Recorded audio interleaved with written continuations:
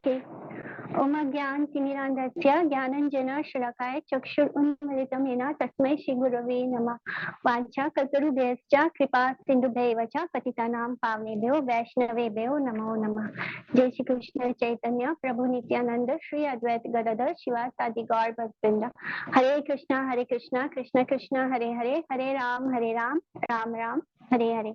So we start a class for regulative principle, जिसके बारे में थोड़ा सा हमें पता है because we did it in law of karma में हम लोग ने डिस्कस किया था। जो बैड हैबिट्स है वो क्या है, तो बुरे कर्म क्या होते हैं। वो बुरे कर्म भी यही है, जो बुरे कर्म है वो यही थे कि द्यूतम पानम स्त्रिया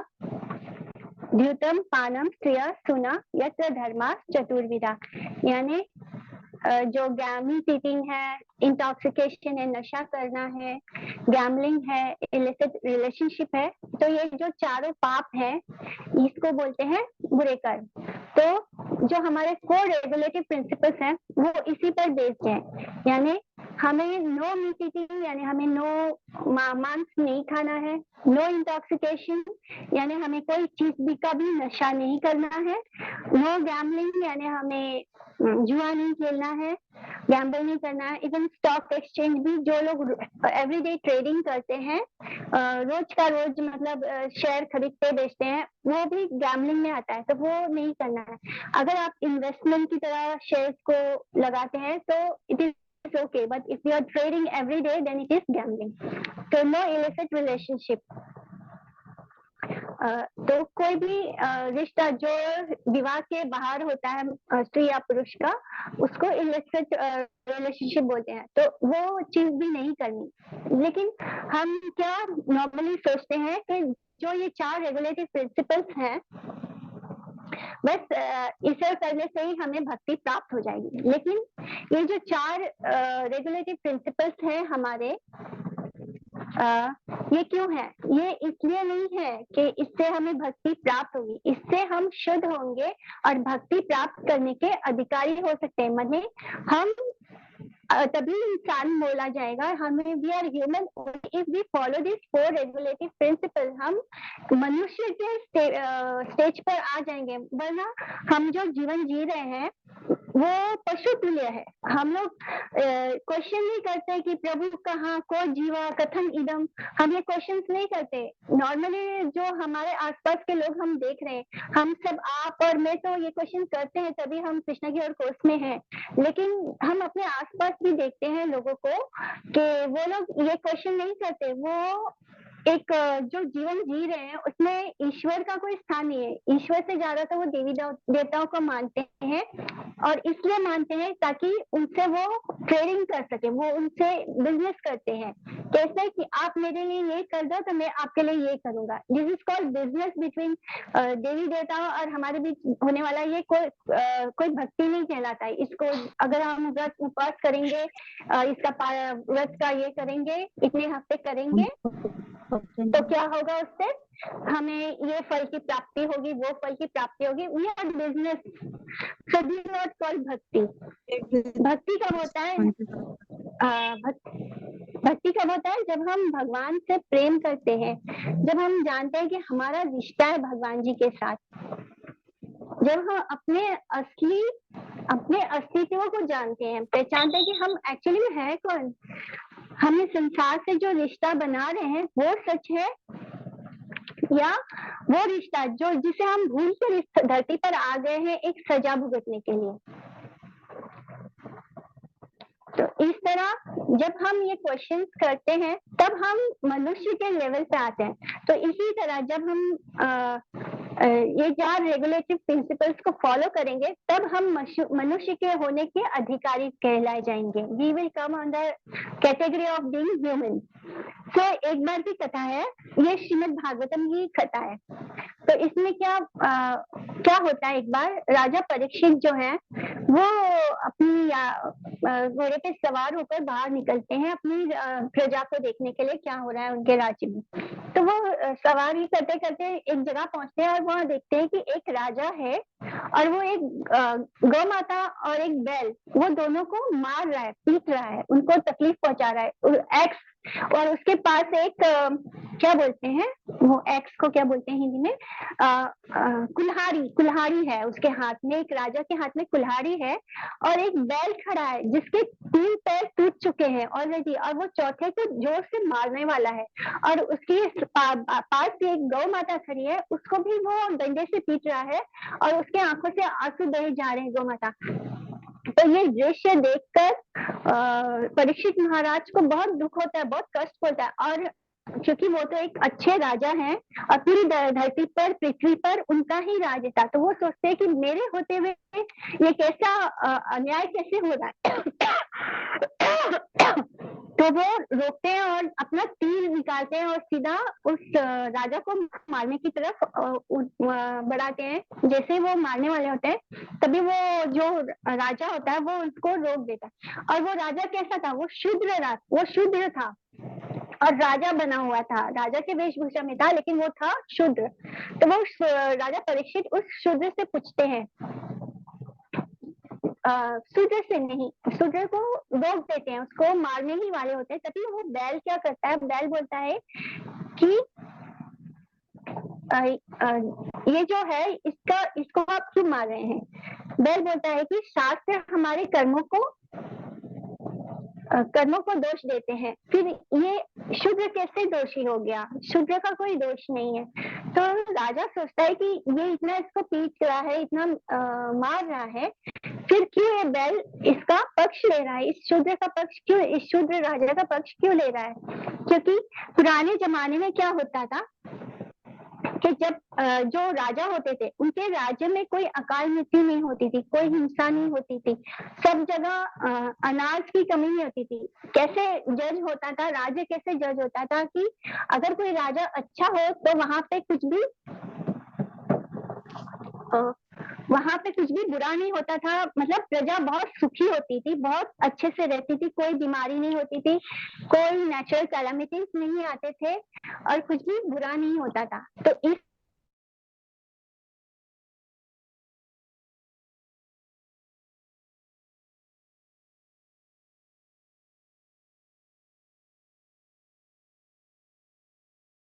शास्त्र हमारे कर्मों को दोष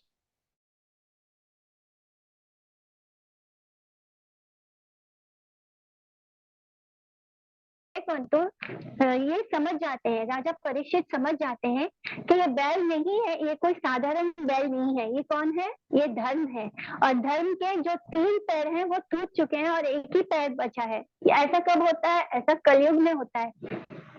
कलयुग में बैल के जो 3 पैर हैं वो टूट चुके हैं और एक ही पैर पे धर्म खड़ा है, यानी बैल कौन रिप्रेजेंट कर रहा है, धर्म को। और ये जो गौ माता है वो अपने रूप में आ जाती है और वो बोलती है, वो कौन है, वो धरती माता है।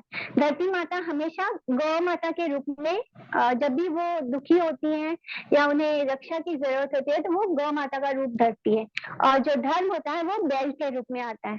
तो राजा परीक्षित शूद्र को मारने जाते हैं, तो शूद्र राजा की शरण ले लेता है। अब क्या, शूद्र राजा के चरणों को पकड़ लेता है और उनकी शरण लेता है कि मेरी रक्षा कीजिए महाराज, मुझे मत मारिए। तब परीक्षित महाराज क्या करेंगे, एक क्षत्रिय का ये धर्म होता है कि अगर कोई इसके शरण में आ जाए तो उसे तो उसकी रक्षा करनी ही चाहिए। तो अब महाराज परीक्षित दुविधा में है कि आखिर मैं इसकी रक्षा कैसे करूं, इसने तो इतना बड़ा अधम पाप किया है, इसको मैं दंड कैसे ना दूं तो भी गलत होगा, इसको दंड दूं तो भी गलत होगा, क्योंकि इसने मेरी शरण ली है। तब परीक्षित महाराज सोच ही रहे होते हैं, तब वो शूद्र बोलता है कि शूद्र को क्या बोलते हैं कि तुम मेरे राज्य से बाहर चले जाओ। तब वो शूद्र क्या बोलता है कि महाराज यहाँ से दूर दूर तक बस आप ही का राज्य है, यहाँ तो मतलब कोई और राज्य है नहीं, पूरी पृथ्वी पर आप ही राजा हैं, तो मैं कहाँ जाऊं, मतलब मैं कहाँ मुझे शरण मिलेगी। तब महाराज परीक्षित क्या बोलते हैं कि तुम उन 4 चीजों जगह पे जाओ, यानी ये जो शूद्र था ये कौन था, ये कलयुग था। कलयुग मतलब कलयुग में हमने बोला था कि कलयुग में हर कोई शूद्र होगा और राजा भी शूद्र होगा, राजा भी क्षत्रिय नहीं होगा। तो ये जो राजा बन के पीट रहा था गौ माता को और बैल को, ये था कलयुग। ये कलयुग को फिर महाराज परीक्षित क्या स्थान देते हैं? 4 स्थान देते हैं। बोलते हैं कि तुम वहां जाकर निवास करो जहाँ गैमलिंग होता है, जहाँ द्यूतम पानम स्त्रियम सुना, यानी जहाँ पर गैमलिंग होता है, जहाँ पे पानम यानी जहाँ पे नशा किया जाता है, स्त्रियम यानी जहाँ पे अवैध संबंध होता है, और सुना यानी मारना, जहाँ पे हत्या होती है, यानी जहाँ पे पशुओं की हत्या होती है, उस जगह पर तुम्हारा वास होगा, तुम वहां पे जाके आओ। तो अब ये तो शुद्ध है। जैसे अब उसको ये 4 स्थान तो दे दिया महाराज परीक्षित ने, बोल दिया कि तुम जाके वहां, कलयुग को बोल दिया कि तुम जाके वहां पे निवास करो। लेकिन अब वो लालची, वो सोचता है कि बस मुझे 4 स्थान ही मिले हैं, मुझे और चाहिए। तो तब महाराज परीक्षित बोलते हैं कि जहाँ पर सोना होगा वहां पर वो एक स्थान भी उसको दे देते हैं, यानी टोटल उसको 5 स्थान दे देते हैं रहने का। यहाँ पे सोने का अर्थ है गलत तरीके से कमाया हुआ धन, वहां पर भी कलयुग का वास होता है। यानी इन 5 जगहों पर कलयुग का वास है। वो है गैमलिंग, इंटॉक्सिकेशन यानी नशा, श्रियम यानी अवैध इलिसिट संबंध, और सुना यानी स्लॉटर हाउस। तो हम देख रहे थे कि बैल जो धर्म है उसके 3 पैर टूटे हुए थे। तो वो कौन कौन से थे? जो सतयुग के समय बैल 4 पैरों पे खड़ा था, फिर जैसे जैसे युग बीते गए उसका एक पैर टूटता गया। तो इसी तरह सतयुग में बैल के जो 4 पैर थे, 4 स्तंभ थे, वो क्या थे? तप, शौचम, दया और सत्यम। यानी तप यानी तपस्या, शौचम यानी क्लीनलीनेस, दया यानी करुणा, और सत्यम यानी सत्य। तो ये 4 पैर थे सतयुग में बैल के, धर्म के। बैल जो धर्म को रिप्रेजेंट कर रहा है। लेकिन अब कलयुग है, कलयुग में उसके कौन सा 3 पैर टूट चुके हैं। अब कौन सा पैर बचा है? सिर्फ सत्य के पैर पे खड़ा है वो। पर धीरे धीरे हमारे कलयुग में से सत्य भी गायब हो चुका है। लोग बस झूठ का ही सहारा लेते हैं और झूठ ही बोलते हैं, और छोटे छोटे बच्चों को भी झूठ बोलना सिखाते हैं। तो इसी तरह हमारे अब कलयुग, हम लोग कलयुग में है, और कलयुग में धर्म के बस एक पैर बचा है, और वो क्या है? सत्य का। तो इस तरह अधर्म का वास कहाँ पर होगा? इन 4 जगह पर, द्यूतम, पानम, स्त्रियम, सुना में। तो इसलिए हम लोग क्या बोलते हैं कि हमें इन 4 चीजों से दूर रहना चाहिए। द्यूतम यानी क्या? कि कलयुग कि मुझे और भी जगह चाहिए, तो उसको एक और सोना में रहने का भी स्थान मिल गया। तो अब हम क्या करेंगे? ये जो 4 रेगुलेटिव प्रिंसिपल है, इसको हम समझने की कोशिश करते हैं। तो एक कथा आती है, उसमें क्या होता है कि एक ब्राह्मण होता है, वो अपने राज्य के एक राजा से मिलने जाता है। वो राजा का एक बहुत सुंदर एक हैबिट था कि वो हर सुबह किसी शुद्ध ब्राह्मण को दान देता है, बहुत सारा, ढेर सारा दान देता है। उसका ये नियम था हर रोज का। तो वो ब्राह्मण को भी राजा से कुछ लेने की इच्छा होती है, दान लेने की इच्छा होती है। तो वो क्या करता है? वो सुबह सुबह निकल जाता है राजा से मिलने के लिए, ताकि वो उससे दान ले सके। लेकिन राजा तक पहुंचने के लिए वहां पे 4 गेट होता है, महल में पहुंचने के लिए 4 गेट है। तो पहले गेट पे पहुंचता है, दक्षिण द्वार पे पहुंचता है, तो वहां पर उसे एक वेश्या मिलती है। तो वो वेश्या बोलती है कि यहाँ से अगर तुम्हें राजा से मिलने जाना है तो तुम्हें मेरा संग करना होगा। तो फिर वो ब्राह्मण बोलता है, नहीं नहीं, मैं तो ब्राह्मण हूँ, मैं ऐसा गंदा काम नहीं कर सकता। और वो वहां से वो द्वार को छोड़कर दूसरे द्वार पर जाता है, उत्तर द्वार पर। वहां पर एक इंसान मांस रखा है और बोलता है कि अगर तुम्हें इस द्वार से को पार करना है तो तुम्हें मांस खाना होगा। तो ये तो ब्राह्मण है, बोलता है नहीं नहीं, मैं ऐसे गंदा काम कैसे कर सकता हूँ। तब वो तीसरे गेट पे जाता है, तो वहां पर मदिरा रखी होती है। उसको क्या बोला जाता है कि अगर आप ये मदिरा का पान करेंगे तभी ये द्वार खुलेगा और तभी आप राजा से मिल सकते हैं। तो वो बोलता है नहीं नहीं, मैं तो ब्राह्मण हूँ, मैं कैसे ये मदिरा का पान कर सकता हूँ, मैं ऐसे गंदा काम नहीं कर सकता। तब वो चौथे द्वार पे जाता है, फाइनल गेट पे। वहां पर क्या हो रहा है? गैम्बलिंग हो रही होती है। तो उससे क्या लगता है कि पहले उसका मन मना करता है, फिर उसे क्या लगता है एटलीस्ट गैम्बलिंग तो उन 3 चीजों से, क्योंकि उसके मन में राजस से कुछ दान लेने की इच्छा थी, तो वो क्या सोचता है कि एटलीस्ट गैम्बलिंग करने से, जुआ करने से मैं वो गंदे चीज काम को करने से बच जाऊंगा, यानी मुझे वेश्या का संग नहीं करना पड़ेगा, मुझे मांस नहीं खाना पड़ेगा, मुझे मदिरा का पान नहीं करना पड़ेगा। ये चीजें उसको गलत लगती है और वो सोचता है चलो कोई बात नहीं, एटलीस्ट मैं गैम्बलिंग करके राजा से मिल सकता हूँ, तो वो गैम्बलिंग करने के लिए बैठ जाता है। वहां पे वो जुआ खेलता है और जब जुआ खेलता है तो वो क्या होता है, वो एक के बाद एक जीतते चला जाता है और उसके पास कुछ लाखों करोड़ों सिक्के जमा हो जाते हैं। तो वो जितनी बार वो जीतता है उसके मन में और खेलने की इच्छा होती है, जितनी बार जीतता है और खेलने की इच्छा होती है। ऐसे करते करते वो काफी धन कमा लेता है और लेता है बिना राजस्व से मिले ही। तो अब उसके पास धन आ गया, तो अब तक उसके पास, वो कंगाल था, उसके पास कुछ नहीं था, तो वेश्या का संग करने के लिए धन का होना बहुत जरूरी होता है, गलत काम के लिए धन का होना बहुत जरूरी होता है। तो अब तो उसके पास गलत तरीके से कमाया हुआ धन भी आ गया, तो अब वो क्या सोचता है कि अब तो मेरे पास काफी पैसे आ गए, चलो क्या मैं उस वेश्या है उसके साथ मैं थोड़ा इंजॉय कर सकता हूँ और मेरे पास इतना पैसा भी है कि मैं उसको दे सकता हूँ। तो वो क्या करता है, वो पहले वाले द्वार पे चला जाता है और वेश्या का संग करता है। फिर जब वेश्या का संग कर लेता है तब उसके मन में मांस खाने की भी इच्छा आ जाती है, क्योंकि अब तक तो उसने कोई गलत काम किया नहीं था, तो वो अपने आप को शुद्ध और पवित्र मान रहा था। लेकिन अब क्योंकि उसने 2 स्टेप बढ़ा ही लिया आगे, तो वो जो उसके मन में भय था कि मैं बहुत शुद्ध हूँ, मैं बहुत ये हूँ, वो वाली भय निकल गई। अब वो क्या सोचता है कि चलो मैं थोड़ा, मेरे पास इतना धन है तो मैं थोड़ा मांस भी खा लेता हूँ, तो वो मांस भी खा लेता है। मांस खाने के बाद वो सोचता है कि अब तो बस ये मदिरा के प्रति, उसका मांस खाने के बाद उसके मन में मदिरा के प्रति लालच आ जाता है। जो लोग मांस खाते हैं वो मदिरा का पान जरूर करते हैं, क्योंकि उनका मन अपने आप उसकी तरफ जाता है। तो अब इसका भी मन हो गया कि मैं थोड़ा मदिरा भी पान कर लूं।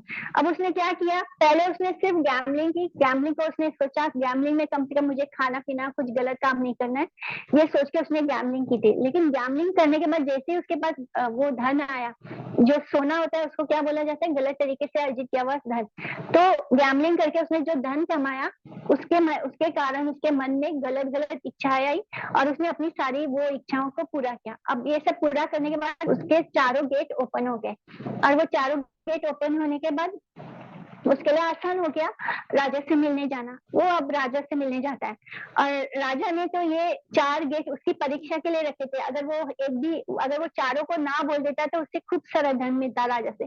तो राजा ने देख लिया कि इसने तो चारों ही इसको ये कर लिया, इसलिए अब वो राजा ने उसको वहां से डांट कर भगा देता है राजा। तो इस तरह उसको कुछ राजा से कुछ नहीं मिलता। तो हम यहाँ पे क्या शिक्षा मिलता है कि अगर हम इन चारों स्तंभ में से एक भी चीज को चुनते हैं तो वो चीज हमें बाकी के 3 डायरेक्शन में भी ले ही जाएगी, कैसे न कैसे करके ले ही जाएगी। अगर हमारा धन गलत तरीके से अर्जित किया है तो वो गलत धन हमें गलत रास्ते पर ही ले जाएगा। हम अगर एक भी नियम को तोड़ते हैं इन चारों में से तो हम बाकी के 3, जैसे बाय 1 गेट 3 फ्री होता है ना, ये बिल्कुल वैसा ही है। जैसे ही हमने कोई भी एक नियम को हमने तोड़ दिया तो बाकी के 3 नियम भी हमें टूट जाते हैं। तो हम देखते हैं कि हमें तपस्या, धर्म के जो 4 पैर है, तपस्या, शौचम, दया और सत्यम, इससे क्या होता है, जब हम मदिरा पान करते हैं तब हम तपस्या का नियम तोड़ते हैं। मतलब अगर कोई इंसान नशे में धुत हो तो वो क्या तपस्या कर पाएगा, क्या वो मेडिटेशन कर पाएगा, वो तब कर पाएगा, बिल्कुल नहीं कर पाएगा। हम भक्ति नहीं कर पाएंगे अगर हम नशे में होंगे, तो हम कहाँ से कॉन्सेंट्रेट करेंगे, हम कहाँ से भक्ति कर पाएंगे। तो इसलिए जब हम मदिरा पान करते हैं तो हम तपस्या का नियम तोड़ते हैं। फिर जब हम मीट ईटिंग करते हैं, हम नॉनवेज खाते हैं, उससे क्या होता है, हमारे हृदय से दया खत्म हो जाती है, हमें किसी को मारने में कोई तकलीफ, कोई परेशानी नहीं होती, हम हिंसा करने में और खुश सुख महसूस करते हैं। हम देखते हैं ना लोग किस तरह मछली पकड़ते हैं और कितनी खुश होते हैं जाल फेंक के, जब मछलियां उसमें तड़पती है तो उन्हें कोई दर्द तकलीफ नहीं होती कि हमने उन मछलियों को पकड़ लिया तो मछलियां तड़प रही है, हमें उन मछलियों का तड़प का एहसास ही नहीं होता। हमें खुशी होती है कि अरे हमने इतनी सारी मछलियों को पकड़ा है। हम देखते हैं लोग जब जाल फेंकते हैं और मछलियां पकड़ने आते हैं तो वो कितने खुश होते हैं। तो वो जो दया की भावना है वो खत्म हो जाती है, यानी धर्म का जो दूसरा पैर है दया, वो टूट जाता है जब हम नॉनवेज खाते हैं। जब हम गैम्बलिंग करते हैं तो सत्य की हानि होती है। कैसे? हम झूठ बोलते हैं, हम गलत ढंग से जब गैम्बलिंग करके पैसा कमाते हैं तो हम झूठ बोलना हमारी आदत हो जाती है, हम झूठ का भी सहारा लेते हैं। और जब हम स्त्री का संग करते हैं तो हम क्लीनिनेस का पैर, जो धर्म का पैर है क्लीनिनेस, शौचम, शौचम यानी क्लीन रहना, सफाई से रहना, वो साफ सुथरा रहने का जो हमारा है वो टूट जाता है। इसलिए ये चार जो स्तंभ है ये टूट जाते हैं जब हम ये गलत चार चीज करते हैं, द्यूतम पानम स्त्रियम सुना। तो हम लोग क्या सोच लेते हैं कि ये जो हमने नॉनवेज छोड़ दिया या पान इंटॉक्सिकेशन छोड़ दिया या गलत स्त्रियों का संग छोड़ दिया या ये सब जो चार चीजें हमने की, गैम्बलिंग छोड़ दी, तो इससे ही हम भक्ति में आ जाएंगे। बट नहीं, ये हमारा पहला बेबी स्टेप समझ लीजिए कि ये हमारा उस भक्ति के मार्ग पे चलने के लिए, मनुष्य खुद को मनुष्य कहलाने के लिए ये हमारा उस पाथ पे पहला कदम है, ताकि हम खुद को प्योर कर सके। जब हमारा मेंटल कंडीशन प्योर होगा तभी हम गलत चीज को करने से नहीं करने के बारे में कभी नहीं सोचेंगे। हमारे मन में दया होगी, हमारे अंदर तपस्या करने की इच्छा होगी। जैसे उस ब्राह्मण के साथ हुआ, उसने पहले 3 चीज तो आराम से छोड़ दिए क्योंकि उसे लगा, क्योंकि वो शुद्ध था। लेकिन जैसे ही उसने एक गलत काम किया, गैम्बलिंग की, बाकी के 3 अवगुण भी उसके अंदर अपने आप उसको कैद कर लेते हैं, पकड़ लेते हैं। तो इसी तरह हम इंटॉक्सिकेशन के बारे में जानते हैं कि वो कौन कौन सी चीजें हैं जिसको हम नशा कहते हैं। तो नॉर्मली हम किसको नशा बोलते हैं? टी, कॉफी, शराब और ड्रग्स, हम इन सब चीजों को नशा बोलते हैं। तंबाकू, टोबैको लेना, ये सब चीजों को हम नशा करते हैं। तो ऐसे करने से क्या होता है कि हम गलत रास्ते पे चलते हैं। तो आजकल तो ये बहुत ही ज्यादा फैशन है कि शराब पीना। अगर आप शराब नहीं पीते हैं तो क्या माना जाता है कि आप ओल्ड फैशन है। और एक्चुअली में हम ध्यान से देखें तो शराब क्या होता है? शराब हुआ पानी बोल सकते हैं आप उसको। जैसे शराब यानी सड़ा हुआ आग, यानी सड़ा हुआ पानी, उसको फर्मेंट करके बनाया जाता है। सड़ा के किसी चावल को, अंगूर को, इस तरह की चीजों को सड़ा कर जो रस बनाया जाता है गंदा बदबू वाला, उसको शराब बोलते हैं। और आजकल के जमाने में उसी को क्या बोलते हैं कि जो लोग नशा बियर नहीं पीते हैं या जो शराब नहीं पीते हैं वो ओल्ड फैशन है, बैकवर्ड है। इस तरह से बोल के लोगों को और बढ़ावा दिया जा रहा है कि वो ये गलत काम करें। बट हमें ये चीज नहीं करनी चाहिए, बिकॉज जो इंसान शराब पीता है वो खुद अपने होश में नहीं होता, वो अपने परिवार के साथ भी गलत करता है, लड़ाई झगड़े होते हैं, डिवोर्स होता है। क्यों होता है? ये इस शराब के कारण होता है, क्योंकि धीरे धीरे शराब इंसान के ब्रेन को खत्म करने लगता है, सोचने समझने की शक्ति को ही खत्म कर देता है। हम लोग को पता भी नहीं चलेगा कि हम लोग गलत तरीके से सोचने लगे हैं। पहले हम दूसरों के बाहर वालों को के साथ गलत करते थे, लेकिन जब जो शराबी होता है वो अपने घर के, अपने परिवार के सदस्यों के साथ ही मार पिटाई करता है, उनको ही गलत उनके साथ व्यवहार करता है, और ऐसा होने से घर भी टूट जाता है। और जो शराबी होता है उसके तो वैसे ही हेल्थ को नुकसान पहुंचता ही पहुंचता है, वो जो जीने वाला था वो उसके लाइफ भी खत्म होती है।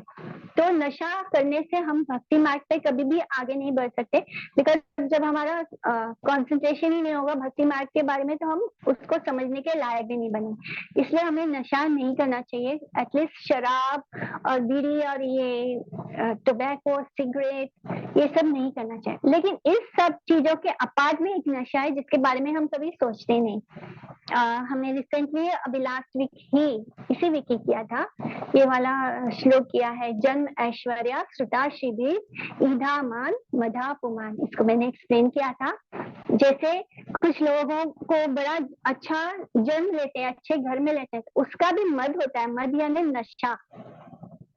जन्म ऐश्वर्या श्रुता शिविर, तो इसका मद होता है यानी इसका नशा होता है। जो लोग अच्छे ब्राह्मण कुल में जन्म लेते हैं वो बात बात में आपको बोलेंगे कि मैं तो ब्राह्मण हूँ, मैं तो ब्राह्मण हूँ। मतलब वो बॉडीली कॉन्सेप्ट को ज्यादा इंपॉर्टेंस दे रहे हैं कि मैंने इतने अच्छे कुल में जन्म लिया है, मैं श्रेष्ठ हूँ दूसरों से। उनको इस श्रेष्ठ जन्म का मद होता है, नशा होता है। फिर ऐसे लोगों के बारे में तो हमने पढ़ा भी कि ये श्लोक खुद कह रहा है कि जिनको अच्छे कुल में जन्म लेने का मद होता है, या फिर जो बहुत रिच हैं, जो बहुत पैसे वाले हैं, इनफैक्ट जो लोग बहुत रिच होते हैं उन्हें क्या लगता है कि ये जो हमने धन इकट्ठा किया है, जो अर्जित किया है, वो मैंने किया है, मैंने इतना मतलब ये मेरी मेहनत का फल है। बट थोड़ा सा दिमाग लगा के सोचो, मेहनत तो एक मजदूर हमसे कहीं ज्यादा मेहनत कर रहा है, क्यों उसके पास पैसा नहीं होता? धन कभी भी हमारी मेहनत की वजह से नहीं आता। जो हमारे कर्मों में अगर लिखा है कि हमें धनवान बनना है, हमारे आना है पैसा, तो वो आएगा ही आएगा। इवन हम मेहनत नहीं करें तो भी आता ही है। तो लेकिन ये लोग जो बहुत रिच होते हैं उन्हें इस बात का मद होता है, नशा होता है कि हमने अर्जित किया है, वी आर वेरी रिच। तो ऐसे लोगों को अपने धन का नशा होता है। श्रीदेवी यानी ब्यूटी, ब्यूटी का कैसे होता है कि जो लोग बहुत ब्यूटीफुल होते हैं, बहुत सुंदर होते हैं, वो अपने आप को कभी आत्मा मान ही नहीं सकते, बिकॉज वो अपने आप शरीर को ही सजाने में बहुत सारे क्रीम और उनको और इतने ज्यादा कॉन्शियस रहते हैं अपने आउटलुक, अपने चेहरे को लेकर, अपने शरीर को लेकर, अपने फिजिक को लेकर, कि वो उनका सारा ध्यान अपने शरीर पर रहता है, कभी भी आत्मा तक नहीं पहुंच पाते। और जो आत्मा तक नहीं पहुंचेगा, जो इस मृत शरीर को ही मैं मानकर जिएगा, वो कैसे भगवान तक पहुंचेगा? वो तो कभी खुद को मनुष्य भी नहीं बना पाएगा। ऐसे लोग कभी ईश्वर को नहीं पा सकते। और जो पढ़े लिखे होते हैं, ऐसे लोगों को भी बहुत नशा होता है, मतलब उन्हें अपनी पढ़ाई लिखाई का नशा होता है। श्रीबीर यानी उन्हें लगता है, श्रीबीर यानी ब्यूटी होता है, श्रुति यानी पढ़ाई का नशा, कि उन्हें लगता है मैंने इतनी पढ़ाई की है, मैंने इतना डिग्री लिया है, तो उन्हें लगता है वी आर वेरी इंटेलिजेंट, हमारे अंदर स्पेशल है, हम स्पेशल है, हमारे पास कुछ एक्स्ट्रा है दूसरों से। तो ऐसे लोगों को भी अपने उस चीज पर घमंड होता है जो वन एक चुटकी में भगवत चुटकी आपको सारे अंदर लॉस कर सकते हैं और आपको एकदम दम बना सकते हैं। तो इसलिए हम लोग, ये जो 4 कैटेगरी के लोग हैं, इन चारों लोगों को अपने अपने इस चीज का नशा होता है। तो हमें इस नशे से भी बचना है, यानी हमें अकिंचन होना है। अकिंचन माने एक व्यक्ति अगर उसके पास धन हो या ना हो, उसे ये पता होना चाहिए कि सब कुछ कृष्ण का है। और इसका सबसे बेस्ट एग्जाम्पल है 2 लोग। वो कौन है? एक तो अम्बरीश महाराज है, जो पूरी पृथ्वी के राजा थे, जिनके पास सब कुछ था, लेकिन वो सारा दिन कैसे व्यतीत करते थे? भगवान की सेवा में, ये सोचकर कि सब कुछ कृष्ण का है। वो सारा समय कृष्ण की भक्ति में करते थे, मंदिर सफाई करते थे, खाना के लिए भोजन बनाते थे, और सारा दिन उनके भक्तों की सेवा करते थे, उनका गुणगान करते थे, नाम जप करते थे। तो ये महाराज अम्बरीश थे, जो राजा थे, लेकिन वो अकिंचन थे, मतलब उन्हें अपने राज से कोई मोह नहीं था, कोई अटैचमेंट नहीं था, कोई धन का कोई उनको ये फीलिंग ही नहीं थी कि ये सब कुछ मेरा, उनको पता था ये सब कुछ कृष्ण का। और दूसरा अकिंचन का एग्जाम्पल है सुदामा। सुदामा के पास कुछ नहीं था, लेकिन वो दुखी नहीं था, उसको कोई तकलीफ नहीं थी। अगर उसकी वाइफ उसको नहीं बेचती तो वो कभी कृष्ण से मिलने भी नहीं जाता। और वो गया अभी कान्हा जी से मिलने, तो उसने कृष्ण को से कुछ मांगा ही नहीं। वो इतना खुश हो गया भगवान जी से मिलके कि उसे कुछ मांगने की इच्छा ही नहीं थी, क्योंकि उसे मालूम है भगवान सब जानते हैं, अगर वो नहीं दे रहे तो भी अच्छा है, उसके लिए बेस्ट है। तो ये होता है अकिंचन व्यक्ति, चाहे वो रिच हो या चाहे वो पुअर हो, उसको ये एहसास होता है कि सब कुछ कृष्ण का है और सब कुछ उन्हें ही बिलोंग करता है, और उनका जीवन का लक्ष्य ये होता है कि वो कृष्ण की सेवा करें। तो इस तरह अकिंचन व्यक्ति, अकिंचन का मतलब ये होता है। नॉर्मली लोग अकिंचन का मतलब गरीब मान लेते हैं, बट गरीब नहीं होता है। यहाँ पे हमने दो एग्जाम्पल देखे, एक तो महाराज अम्बरीश और दूसरा पुअर सुदामा। तो ये दोनों ही व्यक्ति अकिंचन थे, और भगवान ऐसे अकिंचन व्यक्तियों को मिलते हैं। दूसरा है नो मीट ईटिंग। पहला हमने इंटॉक्सिकेशन देखा, इंटॉक्सिकेशन यानी टी, कॉफी, चॉकलेट, शराब, टोबैको, ये सब आ गया इंटॉक्सिकेशन में। और उसके अलावा वो 4 इंटॉक्सिकेशन कौन से हैं? जल, ऐश्वर्या, श्रुता, शिविर। अब दूसरा आता है no meat eating. No meat eating क्यों? क्योंकि मांस खाने के लिए हम लोग का शरीर बना ही नहीं है। हम इसको लॉजिकली देखते हैं, तो जो हर्बीवरस मतलब जो वेजिटेरियन होते हैं वो हर्बीवरस होते हैं, और जो नॉन वेज खाने वाले पशु पक्षी होते हैं वो कार्निवरस होते हैं। तो हम उन दोनों के बीच का एक डिफरेंस देख लेते हैं।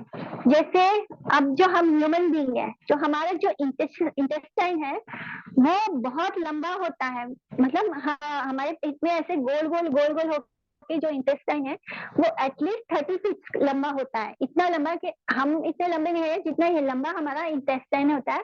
जब हम खाना खाते हैं तो वो धीरे धीरे मूव ऑन होके वो इजेक्ट होता है। लेकिन जो नॉन वेज खाने वाला पशु है उसका इंटेस्टाइन बहुत छोटा होता है, जैसे वो खाता है वो निकल जाता है। इसलिए जब एक हर्बीवरस प्राणी नॉन वेज खाएगा तो वो उसके इंटेस्टाइन में घूमेगा, इतने लंबे समय तक रहेगा। क्योंकि जो नॉनवेज होता है वो इंसान अगर नॉनवेज खाए तो उसके पेट में वो बहुत देर तक रहता है, बहुत देर तक रहता है, जब तक 3-4 दिन तक वो नॉनवेज उसके पेट में ही रहता है। और वो क्योंकि इंटेस्टाइन इतना लंबा है तो धीरे धीरे मूव ऑन होता है, और उस मूव ऑन होने के प्रोसेस में वो सड़ जाता है, गंदा हो जाता है। और ऐसे लोगों को कैंसर होने के चांसेस बहुत ज्यादा होते हैं, क्योंकि वो पेट में सड़ा हुआ मांस जो होता है पेट में रह के सड़ा हुआ सड़ जाता है, उसके कारण कैंसर के सेल्स डेवलप होते हैं और उससे कैंसर होने के चांसेस ज्यादा होते हैं। लेकिन जो जानवर होता है उसका इंटेस्टाइन इतना छोटा होता है कि वो खाता है और उसको निकाल देता है, उसके पेट से निकल जाता है। फिर दूसरा डिफरेंस क्या है, जो हम लोग इंसान मनुष्य है, गाय है या बकरी है, ये हर्बीवरस कैटेगरी में आता है। तो हमारे जो दांत है वो नोकीले नहीं है, वो मांस को ऐसे झपट के खाने के लिए, चीर फाड़ करने के लिए नहीं बने हैं। लेकिन जो जानवर है, जो प्राणी है, जो नॉनवेज खाते हैं, जो मांस खाते हैं, उनके दांत नोकीले होते हैं, वो ताकि उसको नोच के खा सके। तो ये दूसरा डिफरेंस है। भगवान ने हमें सीधे सीधे दांत दिए, वो नॉनवेज खाने के लिए नहीं दिए। तीसरा होता है कि हम पानी पीते हैं, मतलब हम वेजिटेरियन और नॉन वेज खाने वाले लोगों को कैसे पहचानते हैं? जब हम वेजिटेरियन जो लोग होते हैं वो पानी पीते हैं तो वो लिप्स से पीते हैं, ओट से पीते हैं। लेकिन हमने देखा होगा कि जो जानवर है, शेर है, वो जब पानी पीते हैं तो कैसे पीते हैं? टंग से, जीभ से चाट चाट के पीते हैं। तो ये डिफरेंस है मनुष्य में और पशु में, जो हमें साफ बता रहा है कि हमारा बॉडी नॉनवेज खाने के लिए नहीं बना है। फिर भी जब हम नॉनवेज खाते हैं तो क्या होता है, हम जब नॉनवेज खाते हैं तो हम अपने पेट को शमशान भूमि बनाते हैं। कैसे? हम क्या करते हैं, हम अपने पेट को ही ये मांस डाल रहे हैं, हम किस मुर्दे को डाल रहे हैं हमारे पेट में। तो हमारा पेट क्या हो गया? हमारा पेट हो गया शमशान भूमि। एक जो अग्नि है वो 2 तरह का काम करती है। एक तो उसमें हम मंत्र उच्चारण के साथ यज्ञ बोल के यज्ञ की आहुति देते हैं, जिसमें हम अनाज डालते हैं, और एक अग्नि होती है जो इंसान को जलाती है मरने के बाद। तो हमारे पेट में जठ अग्नि है, जिससे हमारा भोजन डाइजेस्ट होता है, लेकिन हम उस जठ अग्नि को क्या बना रहे हैं, शमशान भूमि बनाते हैं जब हम नॉनवेज खाते हैं, और जब हम उसी में भगवान का प्रसाद अर्पित करते हैं। कैसे? भगवान को भोग लगाने के बाद जब हम वो अन्न खाते हैं, तो हमारे पेट में जो जठ अग्नि है, वो उसमें हम क्या कर रहे हैं, हम उसको यज्ञ की अग्नि बना देते हैं, यानी हम प्रसाद पाते हैं तो वो शुद्ध होता है। या तो हम अपने पेट को शमशान भूमि बना सकते हैं, या तो यज्ञ भूमि बना सकते हैं। तो ये हमारे ऊपर है कि हम इसको क्या बनाना चाहते हैं। इनफैक्ट सारे धर्म, जो जितने भी धर्म है, वो क्या बोलते हैं कि बाइबल भी यही बोलता है कि जो जीव हिंसा करता है, मैं उसकी प्रार्थना नहीं सुनता हूँ। यहाँ तक कि हमारे शास्त्रों में भी यही लिखा है कि जीव हत्या करने वाले की प्रार्थना ईश्वर नहीं सुनते। जब ये जो मुस्लिम्स होते हैं, जब ये मक्का जाते हैं, तब ये नंगे पैर चलते हैं। क्यों? क्योंकि उनके पैरों के नीचे एक चींटी भी नहीं आनी चाहिए, एक चींटी भी नहीं मरनी चाहिए। और यही लोग जब नॉर्मल लाइफ में होते हैं, तब ये लोग सबसे ज्यादा नॉनवेज खाते हैं। तो ये कुछ चीजें हैं कि इंसान समझता ही नहीं कि भगवान खुद सामने से बोलते हैं कि मुझे जीव हिंसा नहीं चाहिए, तब भी हम अपने जीवा के स्वाद के लिए जीव हिंसा करते हैं। इनफैक्ट कुरान में ये नियम बनाया गया है कि हलाल करके खाना है, हराम का मांस नहीं खाना है। यानी यहाँ तक कि कुरान में ये भी कुछ लिखा गया है, जैसे हम शास्त्र में मंत्र बोलते हैं, तो वैसे कुरान में भी कुछ ऐसा लिखा गया है कि वो बोलना होता है, और नियम है कि हलाल का मांस खाना है। हलाल करके बोलते हैं उसको, वो उनका रिलीजन के कुछ स्क्रिप्चर्स पे जो लिखा है वो पढ़ने के बाद उसको काटा जाता है, और फिर उसके 7 टुकड़े किए जाते हैं उस मांस के, और उसमें से 7 टुकड़ों में से 6 टुकड़ों को दूसरों को, आसपास के लोगों को बांट देना होता है, और एक हिस्सा खाना होता है। ऐसा तब तक करना होता है जब तक कि आपके हृदय में करुणा न जाग जाए। तो ये पावर रिलेट करने के लिए वो नियम बना गया है। तो ये होता है कि हर धर्म, चाहे वो क्रिश्चियनिटी हो या कुछ भी हो, इवन क्रिश्चियंस को भी नहीं खाना है मांस। वहां भी नियम है कि जब तक अवेलेबल, मतलब जब कुछ भी ना हो तब वो नॉनवेज खा सकते हैं, लेकिन जब वो खुद बोलते हैं कि इसको अलाउ नहीं करते हैं, जीसस खुद इसको अलाउ नहीं करते हैं, हत्या को अलाउ नहीं करते हैं। तो इस तरह जितने भी शास्त्र हैं, जितने भी धर्म है, वो पशु हत्या, जीव हत्या को नहीं मान स्वीकार करते हैं। तो शास्त्रों में 2 मार्ग बनाए गए हैं, एक होता है प्रवृत्ति मार्ग और एक होता है निवृत्ति मार्ग। यानी प्रवृत्ति मार्ग कैसे लोगों के लिए है? कुछ लोग होते हैं, मतलब 2 तरह के लोग होते हैं। एक तो वो होते हैं जो सब कुछ छोड़ देते हैं, यानी सन्यासी टाइप होते हैं। उनके लिए उनके अंदर सेंस कंट्रोल बहुत अच्छा होता है, तो वो इस संसार में नहीं लिप्त होते हैं। वो सब कुछ त्याग के वैरागी बन के जी सकते हैं। तो ऐसे लोगों के लिए निवृत्ति मार्ग बनाया गया है। और दूसरा मार्ग है प्रवृत्ति मार्ग, यानी जो नॉर्मल लोग होते हैं, जिनको लगता है कि वो अपने सेंसेस को नहीं कंट्रोल कर सकते, तो उनके लिए कुछ नियम बनाए गए हैं, उसको बोलते हैं प्रवृत्ति मार्ग।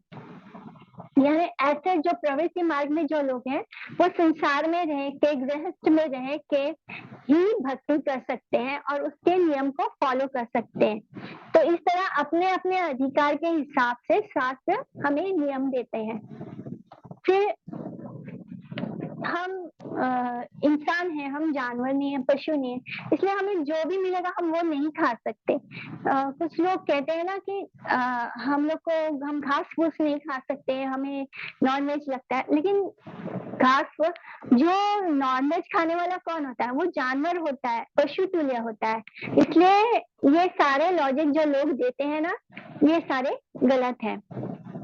और वो लोग ये भी बोलते हैं कि अगर हम नॉनवेज नहीं खाएंगे तो इकोलॉजिकल बैलेंस बिगड़ जाएगा। तो ये सब बकवास है। एक काउ जब स्लॉट होता है, यानी एक गौ माता की जब हत्या होती है, तब उसको धोने के लिए 40,000 लीटर पानी खर्च होता है, यानी इतना जल जाता है। और वो बोलते हैं कि इकोलॉजिकल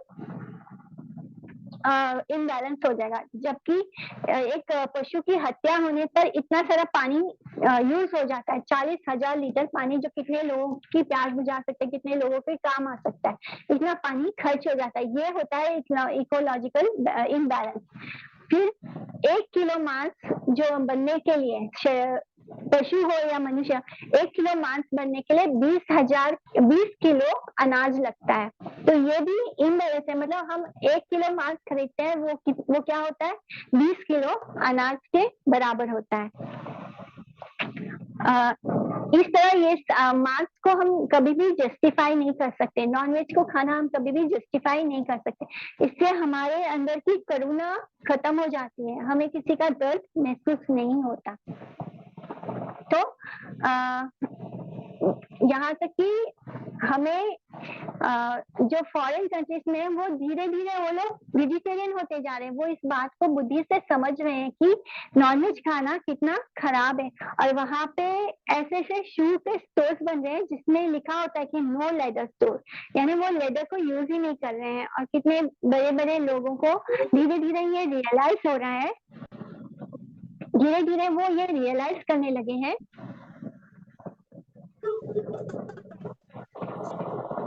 कि हमें वेजिटेरियन होना चाहिए।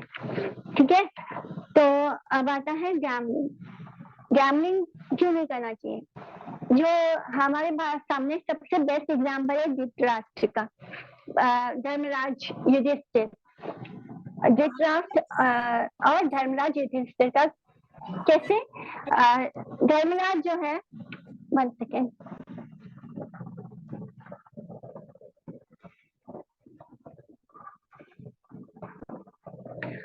धर्म युधिष्ठिर जो है वो जुआ नहीं खेलना चाहते, मतलब वो कुछ भी वो खेलना नहीं चाहते थे। लेकिन धृतराष्ट्र जो है, उनके जो बड़े पापा है युधिष्ठिर के, वो उसको बोलते हैं कि आओ हम कुछ खेल खेल लेते हैं, आप कुछ खेल लो।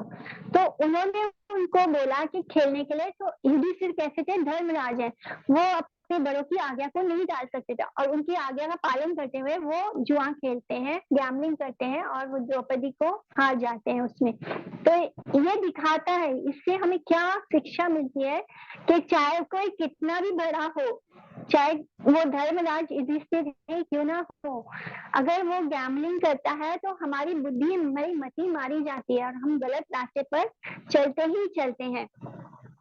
गैम्बलिंग इतनी खराब चीज है कि वो अगर जब हम 1-2 बार जीत लेते हैं तो हमें इस बात की कोई चिंता नहीं होती कि हम उसके बाद हारते जा रहे हैं, हारते जा रहे हैं, हारते जा रहे हैं। क्योंकि वो जो पहला जो टेस्ट मिलता है जीतने का, हमें लगता है अभी हम इजी मनी कमा सकते हैं, अभी हम एक झटके में अभी अगर हम हारे तो नेक्स्ट टाइम तो हम पक्का जीतेंगे, पक्का जीतेंगे। ये सोच सोच के गैम्बलिंग इंसान खेलता जाता है, खेलता जाता है, खेलता जाता है। मैंने एक बात और बताया था, जैसे इतने बड़े बड़े कैसीनोज होते हैं, वो गैम्बलिंग को इतना मतलब ये करते हैं, लेकिन हम लोग ये सोचना भूल जाते हैं कि कोई ऐसा बिजनेस क्यों करेगा जो दूसरों को पैसे बांटेगा। ये तो बेवकूफी है ना, कि बिजनेस क्या होता है, बिजनेस पैसा कमाने के लिए होता है, पैसे बांटने के लिए नहीं होता। तो ये जो इतने बड़े बड़े कैसीनोज खुले हुए होते हैं, वो इसलिए नहीं खुले होते हैं कि वो आपको पैसा देना चाहते हैं गैम्बलिंग करा के, क्योंकि गैम्बलिंग ऐसा नशा है कि शुरू शुरू में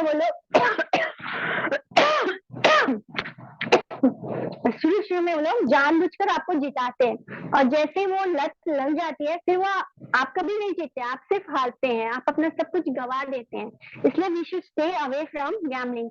यहाँ पे धर्मराज युधिष्ठिर का एग्जाम्पल है जो हमें साफ बताता है कि इतना बड़ा धर्मराज होके भी उसमें वो अपनी वाइफ को हार जाते हैं। So we should not go for gambling anytime. और एक होता है स्टॉक मार्केट में रोज के रोज ट्रेडिंग करना, जो कि बहुत गलत है। हम देखते हैं कि जो लोग ट्रेडिंग करते हैं वो 24 घंटा या तो कंप्यूटर के स्क्रीन पर होते हैं या मोबाइल फोन लेके वो स्टॉक मार्केट में ऊपर उतार चढ़ाव देखते रहते हैं, कब उनको मौका मिले वो अपने स्टॉक खरीदे हुए स्टॉक को बेच सके।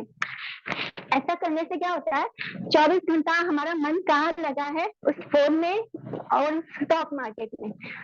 ऐसे में हम लोग कॉन्सेंट्रेट नहीं कर सकते, हम किसी भी भक्ति के मार्ग पे कॉन्सेंट्रेट कर नहीं सकते। सो this is the way gambling works.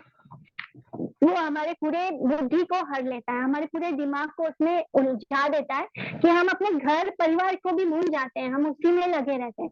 सो इसलिए गैम्बलिंग नहीं करना चाहिए। अगर स्टॉक मार्केट में हो तो इन्वेस्टमेंट कीजिए, लेकिन रोज रोज वाली ट्रेडिंग में मत जाना। फिर इसी तरह श्रील प्रभुपाद ने फॉरेनर्स को जाके जहाँ पर सिर्फ बुराइयां थी, ये 4 चीज जो है वो वहां पे एकदम हाइट पे थे, और प्रभुपाद ने स्ट्रिक्टली बोल दिया कि हमें ये 4 चीज नहीं करनी है भक्ति में आने के लिए।